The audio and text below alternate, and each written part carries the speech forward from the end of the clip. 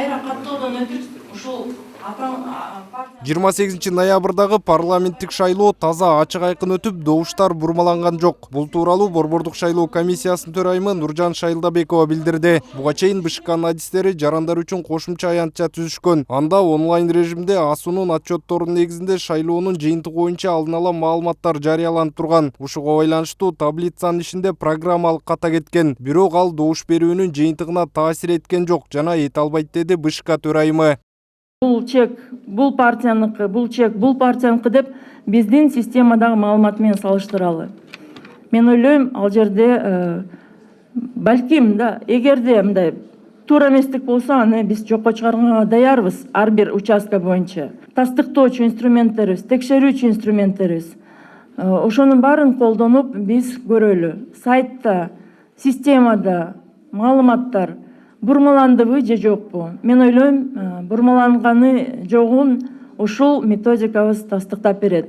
Биз бирок талкуулайлы, эгерде дагы сунуштар болсо, биз аны баарын талкуулоого жана чогуу иштеп чыгууга даярбыз. Жолугушууда Борбордук шайлоо комиссиясынын маалыматтык коммуникациялык технологиялар башкармалыгынын башчысы Аскар Акимбаев сайттагы ката формуланын туура эмес иштешинен улам келип чыккандыгын жана ал дароо оңдолгонун билдирди. Бул мүчүлүштүккө жаңы шайлоо системасы дагы себеп болгон. Тагыраагы таблицада партияларга жана партиянын ичиндеги конкреттүү талапкерге берилген добуштар чогуу саналып калган. Ал эми серверде эч нерсе өзгөргөн эмес. Бизде жанакы бир жерде катачылык кеткен.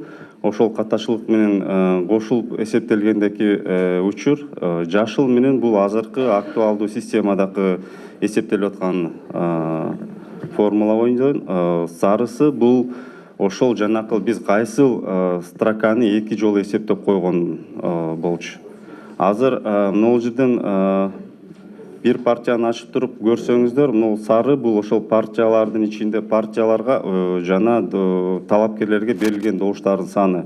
Бул шайлоо жаңы эреже менен өткөндүктөн добуштарды кол менен саноо мурдагыдан көбүрөөк убакыт алууда. Учурда бардык шайлоо тилкелеринде бюллетендерди кол менен саноо аяктады. Бирок протоколдор серверге киргизиле элек. Эсептөө бүткөндөн кийин ар бир шайлоо участкасында 23 протокол толтурулат. Эскерте кетсек, парламенттик шайлоонун расмий жыйынтыгы кол санактын эсеби менен чыгарылат.